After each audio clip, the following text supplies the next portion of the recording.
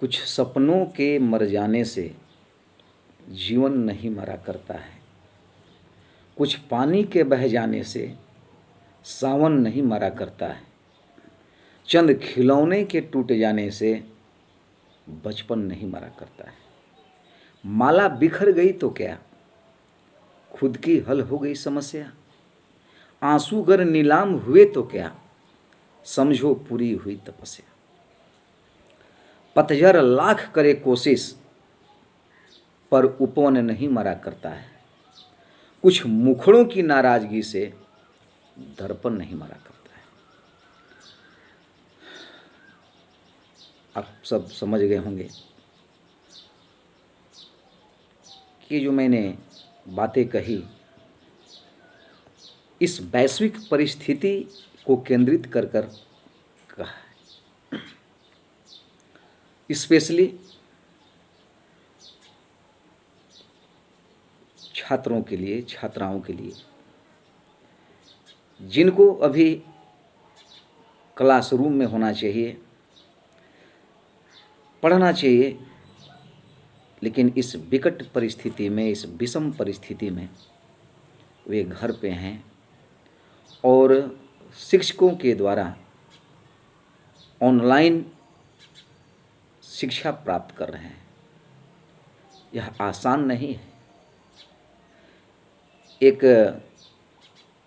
Class room वर्ग की जो पढ़ाई और ऑनलाइन टीचिंग दोनों में बहुत ही विभिन्नताएं हैं, लेकिन समस्या है कि आखिर इसका उपाय क्या है।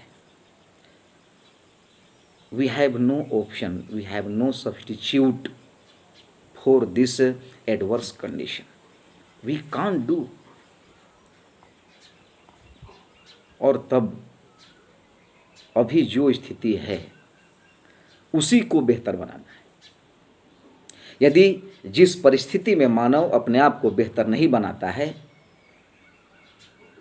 वह अपने आप को बेहतर साबित कर नहीं पाता है। और ऐसे भी मनुष्य को जो जिंदगी है प्रतिकूल परिस्थितियों में ही निखर कर सामने आती है।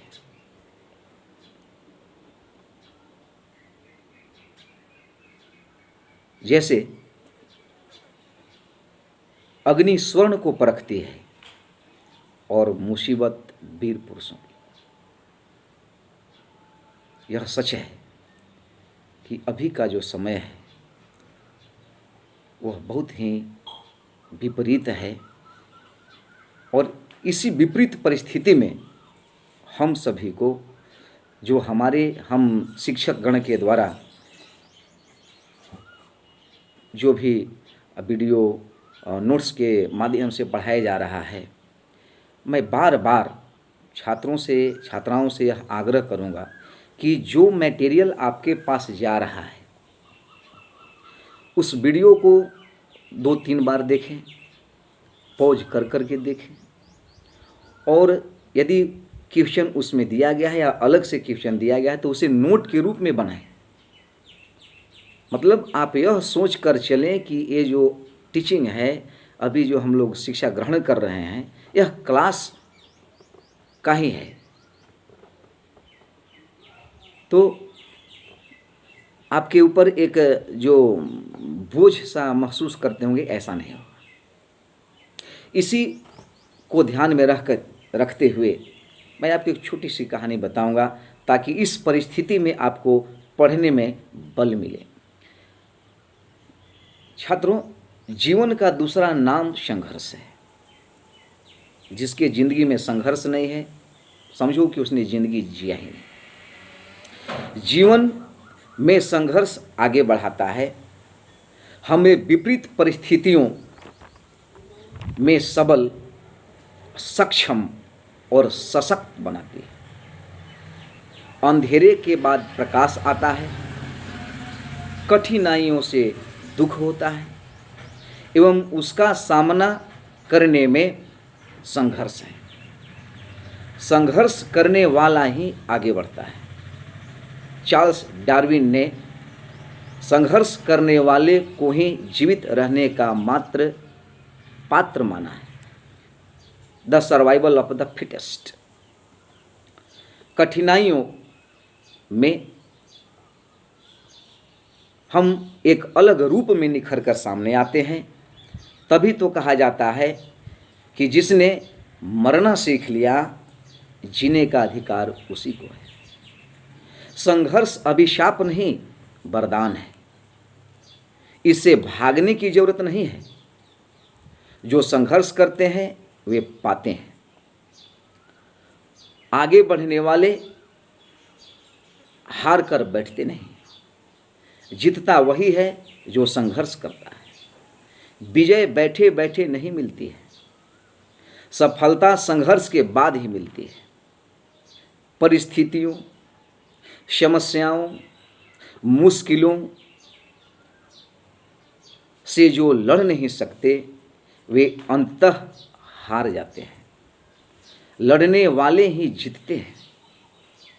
आगे बढ़ने का यह व्यवहारिक व सहज मार्ग है जिसे हमें अपनाना चाहिए। संघर्ष करने वाले की कमी नहीं है। नेपोलियन बोनापार्ट जीवन भर लड़ता रहा, इसीलिए तो उसने एक दिन फ्रांस का सम्राट बना। स्टीफन हॉकिंस शरीर से अक्षम होते हुए भी ब्रह्मांड के रहस्य जानने में सफल हुए। संघर्ष के बिना जीवन में आनंद नहीं है। जो संघर्ष नहीं करते हैं वे घर पर बैठे रहते हैं। आगे बढ़ने के लिए कठिन मार्ग चुनना पड़ता है। जिस कार्य को करने में थोड़ा खतरा न हो, कोई चुनौती न हो, वह कार्य बड़ी सफलता नहीं दिला सकता है।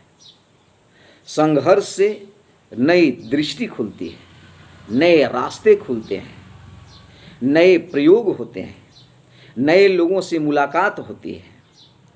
अपनी लापरवाही या कमजोरी की पोल खुलती है। मन में उठती कायरता का ज्ञान होता है। स्वयं के आत्मविश्वास का नाप तोल भी हो जाता है।